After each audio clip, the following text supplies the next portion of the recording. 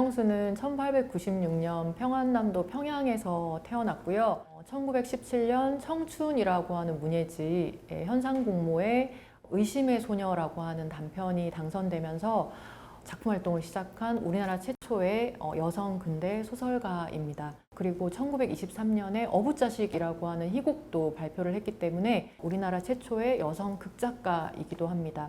김명순이라고 하는 이름 외에도 김탄실, 그리고 망향초, 망향생, 별그림 같은 여러 필명으로 활동을 했고 시, 소설, 희곡, 평론, 아동문학 다양한 영역의 글쓰기를 수행하셨습니다.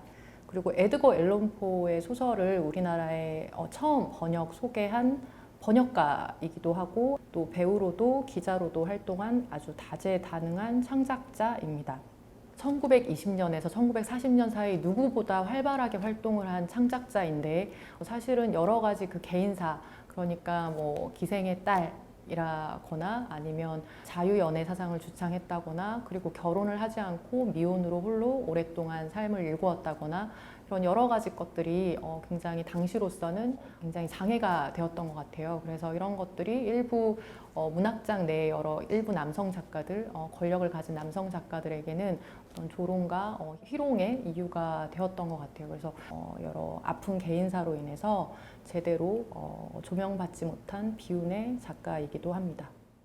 작품으로 먼저 김명순이라는 작가를 알게 됐어요. 시, 소설, 희곡, 다른 작품들을 읽고 공부를 하려고 해도 마땅한 책이 없었고 마땅한 자료가 없었어요. 그래서 일단은 어렵게 찾아서 작품을 수합해서 읽을 수 있었는데 문학을 공부하고 있는 우리가 아직까지 모르고 있나 이런 것에 대해서 굉장히 회의가 들었고 문학으로서 문학가가 조명이 되어야 하는데 왜 여러 가지 개인사나 그리고 시대적인 어떤 여러 가지 한계 때문에 이 작가의 삶이 제대로 조명되지 못했는가. 오늘날 김명순이 김명순이라고 하는 작품의 세계로 제대로 조명받았으면 좋겠다라고 하는 후배로서의 바람이 있었던 것 같습니다. 네, 김명순이라고 하는 작가에게 사랑이라고 하는 테마는 상당히 중요한 것으로 저는 보았는데요. 작품 곳곳에서 되게 강력한 사랑이 발현이 되고 있거든요. 근데 이게 단순히 이성애적인 어떤 성애의 어떤 사랑이라고 할 수는 없고 뭐 향수일 수도 있고요. 아니면 삶의 의지일 수도 있고 아니면 문학의 열망일 수도 있고 되게 다채로운 어떤 의미를 띠고 있다고 저는 보았습니다. 결국은 이 사랑으로 인해서 김명순이 본인의 그 힘든 여러 가지 역경을 견디고 지탱할 수 있지 않았을까 생각하고 있습니다. 이 사랑이라고 하는 표제의 이 마지막 부분을 항상 생각하게 돼요. 그 사람은 세상 살기의 이유가 사랑 때문이기도 하지만 사실은 의문 때문이라고 하는 이 말이 너무 많은 것을 생각하게 하고 김명순의 사유가 결코 정말 단순치가 않다.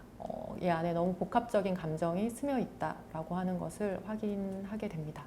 생명의 가실 그리고 애인의 선물이라고 하는 두 권의 창작집을 우선적으로 확인하여서 여러 자료들을 대조하는 과정이 물론 있었고요. 두 번째 창작집인 그 애인의 선물 같은 경우는 지금 서지학자 오영식 선생님이 유일하게 소지하고 계신 책이에요. 그래서 그 책을 찾아서 원본의 표지와 그리고 그 안에 수록되어 있는 김명순의 사진을 확인하는 작업이 굉장히 뜻깊었다고 할 수 있을 것 같고 그 어려운 근대 국어와 한자로 이루어진 원전을 가지고 작업을 해야 했기 때문에 국어학자분들 혹은 국어학을 전공하고 있는 주변 지인들에게 도움을 청해서 이 뜻이 맞는가 확인하는 작업들도 물론 거치기도 했고 독자분들께 자연스럽게 어렵지 않게 가닿을 수 있을지 확인하느라 여러 번 저와 편집자가 함께 소리내어 같이 마주 앉아서 읽으면서 작업을 몇 날 며칠 했던 기억이 있습니다.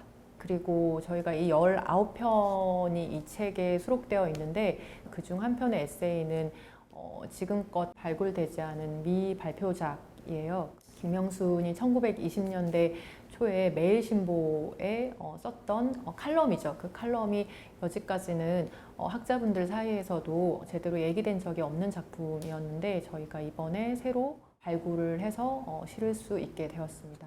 근대 국어 혹은 뭐 한자의 흔적이라기보다는 이 글 자체가 가진 어떤 그 깊이감 때문이라고 생각하고 있고 형태는 산문이지만 시라고 생각하고 있습니다. 시에 훨씬 가까운 글이라고 생각하고 있고, 그렇기 때문에 여러 함축적인 의미 같은 것들을 발견하는 재미가 있는 글인데요. 그 자체로 사실 어려운 것이 맞고 조금 인내심을 가지고 읽어주셔야 하는 것이 맞습니다. 그렇지만 사실은 반복해서 읽는 과정 속에서 시를 읽을 때 그러하듯이 김명순의 그 독특하고 깊이 있는 사유가 금세 스며들듯이 와 닿으실 수 있을 거라고 믿고 있습니다.